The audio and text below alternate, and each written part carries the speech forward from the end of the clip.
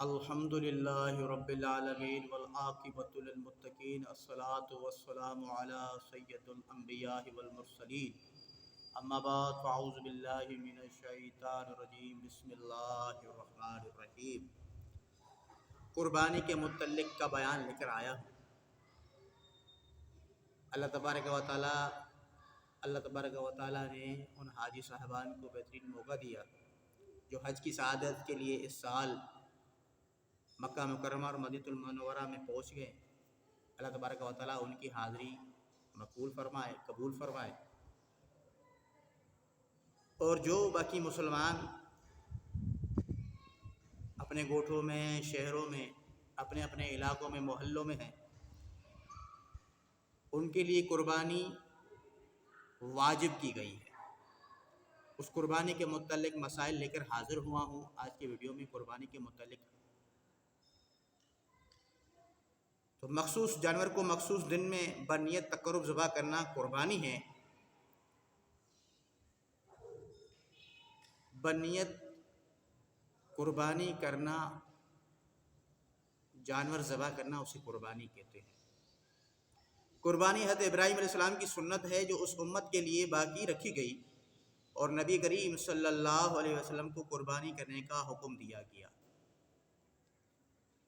ارشاد فرمایا، اللہ تبارک و تعالیٰ نے اپنے پاک کلام میں ارشاد فرمایا، فَصَلِّ لِرَبِّكَ وَانْحَرْ، اپنے رب کے لیے نماز پڑھو اور قربانی کرو۔ اس کے متعلق پہلے چند احادیث ذکر کی جاتی ہے، پھر فقہی مسائل بیان ہوں گے۔ پہلی حدیث مبارکہ جو کہ ابو داؤد و ترمذی اور ابن ماجہ سے لی گئی ہے، ام المومنین حضرت عائشہ رضی اللہ تعالیٰ عنہ سے روایت ہے کہ حضور اقدس صلی اللہ علیہ وسلم نے فرمایا کہ یوم النحر 10ویں ذی الحج میں ابن آدم کا کوئی عمل خدا کے نزدیک خون بہانے قربانی کرنے سے زیادہ پیارا نہیں، اور وہ جانور قیامت کے دن اپنے سینگ بال کھروں کے ساتھ آئے گا، اور قربانی کا خون زمین پر گرنے سے قبل خدا کے نزدیک مقام قبول ہو جاتا ہے، لہذا اس کو قربانی کو خوش دلی سے کرو۔ دوسری حدیث مبارکہ تبرانی سے لی گئی ہے، حضرت امام حسن بن علی رضی اللہ تعالیٰ عنہ سے روایت ہے کہ حضور نے فرمایا، جس نے خوش دلی سے طلب ثواب کی نیت سے قربانی کی، وہ آتش جہنم سے حجاب روک ہو جائے گی۔ تبرانی میں ابن عباس رضی اللہ تعالیٰ عنہما سے روایت ہے کہ حضور نے ارشاد فرمایا، جو روپیہ عید کے دن قربانی میں خرچ کیا گیا اور اس سے زیادہ کوئی روپیہ پیارا نہیں۔ ابن ماجہ ابو ہریرہ رضی اللہ تعالیٰ عنہ سے روایت ہے کہ حضور اقدس صلی اللہ علیہ وسلم نے فرمایا، جس میں وسعت ہو اور قربانی نہ کرے وہ ہماری عیدگاہ کے قریب نہ آئے، وہ ہم میں سے نہیں ہے۔ مزید ابن ماجہ زید بن ارقم رضی اللہ تعالیٰ عنہ سے روایت ہے کہ صحابہ نے عرض کی، یا رسول اللہ، یہ قربانیاں کیا ہے؟ فرمایا کہ تمہارے باپ ابراہیم السلام کی سنت ہے۔ لوگوں نے عرض کی، یا رسول اللہ، ہمارے لیے اس میں کیا ثواب ہے؟ فرمایا، ہر بال کے مقابل نیکی ہے۔ عرض کی، اون کا کیا حکم ہے؟ فرمایا، اون کے ہر بال کے بدلے میں نیکی ہے۔ حدیث مبارکہ صحیح بخاری میں برہ رضی اللہ تعالیٰ عنہ سے مروی، نبی کریم صلی اللہ علیہ وسلم نے فرمایا، سب سے پہلے جو کام آج ہم کریں گے وہ یہ ہے کہ نماز پڑھیں، پھر اس کے بعد قربانی کریں۔ عید کی نماز پڑھیں، اللہ تبارک و تعالیٰ کی تسبیح بولیں، اس کے بعد قربانی کریں۔ جس نے ایسا کیا اس نے ہماری سنت طریقے کو پا لیا، اور جس نے پہلے ذبح کیا وہ گوشت ہے جو اس نے پہلے سے اپنے گھر والوں کے لیے تیار کر لیا۔ قربانی سے اس کا کچھ تعلق نہیں، اس نے پہلے ہی ذبح کر کے اپنے گھر والوں کو کھلا دیا۔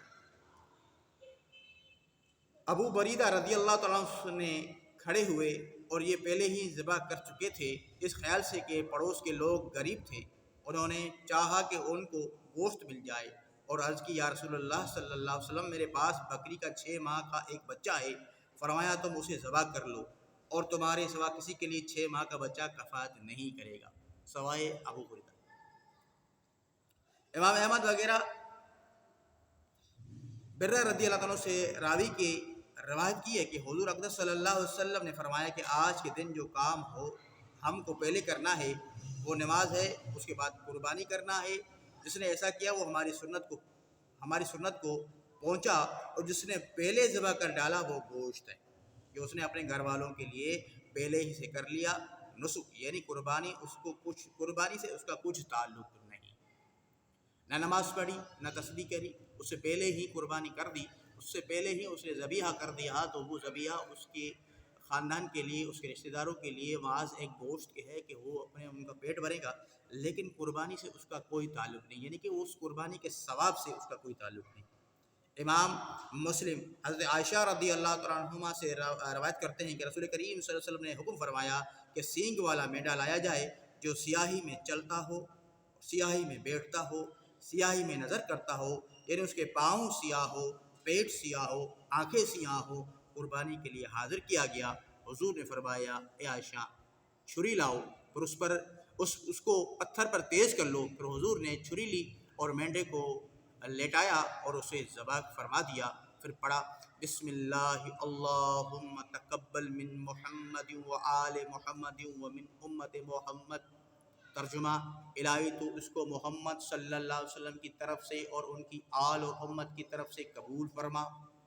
امام احمد، ابو داؤد، ابن ماجہ، دھارمی جابر رضی اللہ تعالیٰ عنہ سے روایت کرتے ہیں کہ نبی کریم صلی اللہ علیہ وسلم نے ذبح کے دن 2 مینڈے سینگ والے چت کبرے کھسی کیے ہوئے ذبح کیے، جب ان کا منہ قبلہ کو کیا اور دعا پڑھی اللہم انی وجہت وجہی للذی فطر السماوات والارض حنیفا وما انا من المشرکین ان صلاتی ونسوکی ومحیائی ومماتی للہ رب العالمین لا شریک لہ وبذالک امرت وانا من المسلمین اللہم لک ومنک بسم اللہ اللہ اکبر۔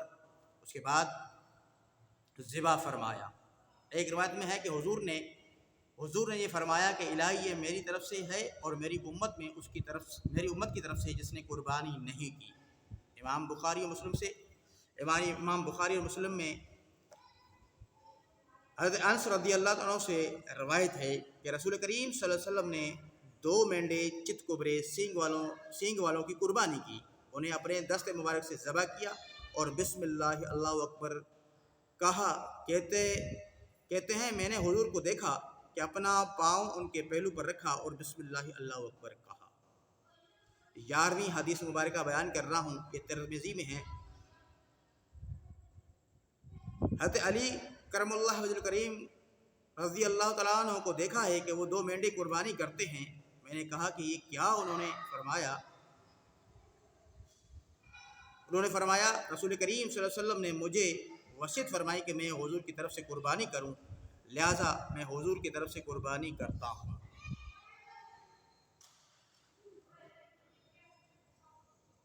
ابو داؤد، نسائی، عبداللہ بن عمر رضی اللہ تعالیٰ عنہ سے راوی ہے، روایت کرتے ہیں کہ رسول کریم صلی اللہ علیہ وسلم نے فرمایا مجھے یوم الاضحیٰ کا حکم دیا گیا، اس دن کو خدا نے اس امت کے لیے عید بنایا۔ ایک شخص نے عرض کی یا رسول اللہ صلی اللہ علیہ وآلہ وسلم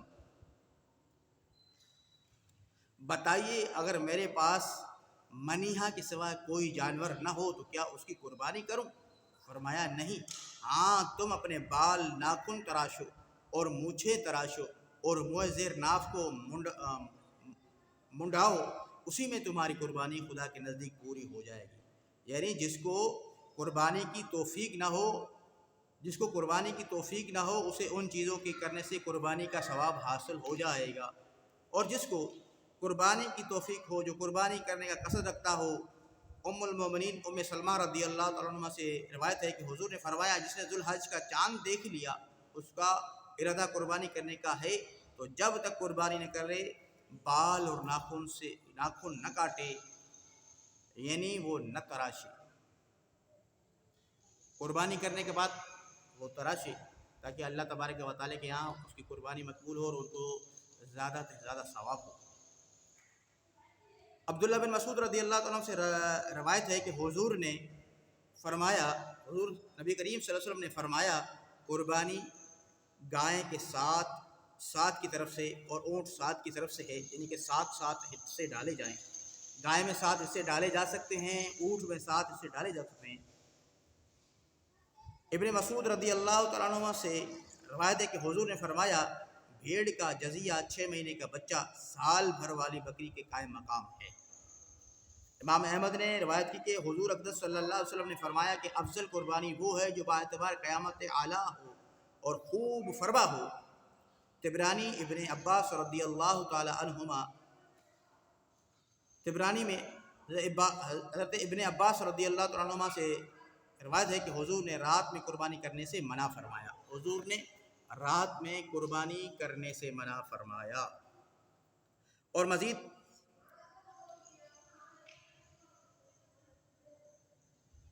طبرانی میں ہے ابن عباس رضی اللہ تعالیٰ عنہ سے روایت ہے کہ حضور اقدس صلی اللہ علیہ وسلم نے فرمایا 4 قسم کے جانور قربانی کے لیے درست نہیں۔ 4 جانور قربانی کے لیے درست نہیں، جن کا ایک وہ جانور جس کا کانا پن ہو، ایک وہ جانور جو بیمار ہو جس کی بیماری ظاہر ہو، لنگڑا ہو جس کا لنگڑا پن ظاہر ہو، ایسا لاغر جس کی ہڈیوں میں مغز نہ ہو۔